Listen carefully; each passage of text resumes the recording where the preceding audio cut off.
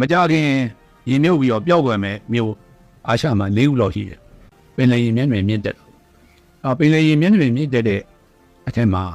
ရင်မြုပ်ပဲနိုင်ငံတွေထဲမှာမြန်မာပါနေတယ်ရာသီဥတုပြောင်းလဲမှုကြောင့်ထိခိုက်ခံစားရတဲ့ဆိုးဝါးတဲ့နိုင်ငံစင်းနေနှစ်တိုင်းရွေးတဲ့အခါမှာမြန်မာအမြဲတမ်းလိုကမ္ဘာမှာဒုတိယအဆိုးဆုံးနိုင်ငံအနေနဲ့ရှိပါတယ်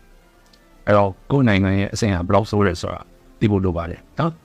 နောက်မြန်မာနိုင်ငံမှာလက်ရှိအဖြစ်ရာသီဥတုဖောက်ပြန်နေတယ်မုတ်တုံရာသီဥတုတွေဖောက်ပြန်နေတယ်ဟလာမုတ်တုံဝင်လာတဲ့နောက်ကြတယ်ထွက်တာစောတယ်မိုးရာသီတူတောင်းနေနောက်ဖြစ်မှုအချိန်ခံမှုမိုးတွေရွာတယ်ဒါတွေအပြင်အနာဂတ်ကာလမှာ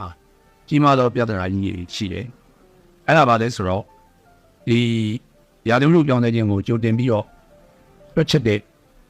ကမ္ဘာနာမည်ကြီး institution တွေမှာ Hadley Center ဆိုတာရှိတယ်သူက England မှာရှိတယ်ဒီ center ရဲ့တွက်ချက်မှုအရာအဲ့ဒီ2000မှာမြန်မာနိုင်ငံရဲ့အပူချိန်ဖြန်းမြအပူချိန်ဟာလက်ရှိအပူချိန်ရဲ့အတက်ကို9 degree centigrade တိုးမယ်လို့မှန်းတာအလွန်များတဲ့ပမာဏနော်အဲ့ဒီလောက်တော့တကယ်တိုးလာရင်လုံမှုဒုက္ခအများကြီးတွေ့ရတယ်နော်အဲ့ဒါလည်းဆရာတို့ကောင်းခဲ့စရာတော့တခုမရှိနောက်တစ်ခုကကမ္ဘာကြီးပူနွေးမှုကအခုနှစ်တွေမှာတစ်နေ့စိုးစိုးနေနော်အဲ့တော့သူတို့ပူနွေးမှုတွေကဆက်ဖြစ်နေလေပူတိုးလာလေပြီးတဲ့အတိုင်းရေခဲတွေရေပြိုတာတို့ပင်လယ်ရေတွေပူပွားပေါ်ဖြစ်စဉ်ဖြစ်တာတို့ဒါတွေဝင်လာတဲ့အခါမှာပြဿနာကမ္ဘာကိုကြီးရောက်လာတာပါလဲဆို sea level rise ပင်လယ်ရေမျက်နှာမြင့်တက်ပင်လယ်ရေမျက်နှာမြင့်တက်တဲ့အထက်မှာရေမြုပ်ပဲနိုင်ငံတွေထဲမှာမြန်မာပါနေတယ်နော်အဲ့ဒီ2090မှာမြန်မာဂိုင်ရိုဒမ်မှာရေအားပေ20လောက်မြင့်တက်လာပေ20လောက်မြင့်တက်လာရင်ရန်ကုန်မြို့ကိုရေမြုပ်ပဲနော်အဲ့ဒါစင်းမှာကမ္ဘာစင်းမှာရေမြုပ်ပဲနိုင်ငံစင်းမှာမြန်မာပြည်ရဲ့ရန်ကုန်ကအမှတ်စဉ်21ပါပါတယ်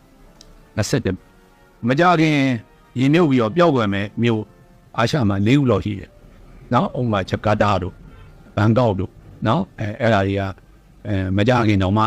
ဒီမြို့တွေကပျောက်သွားမယ်ဆိုတော့အနည်းဆုံးတော့ရှုရမှာပေါ့လေနော်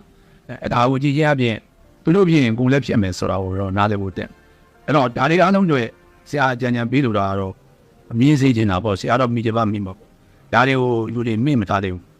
ဒါကိုသိလာတဲ့နဲ့သူရဲ့လူငယ်တွေကိုစိတ်ဝင်စားစေချင်တယ်နော်နေရာတကာ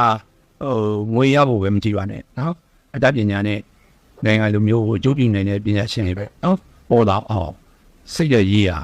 နော်အပြည့်မြင်ပြောင်းလဲမှုတွေလုပ်မယ်နော်စောတော့ပြောတဲ့စာဖတ်ပါနော်လေ့လာပါနော်ညဝေပါဟုတ်ဒါတွေလုပ်ပါလို့ပဲဆရာတိုက်တွန်းနေပါတယ်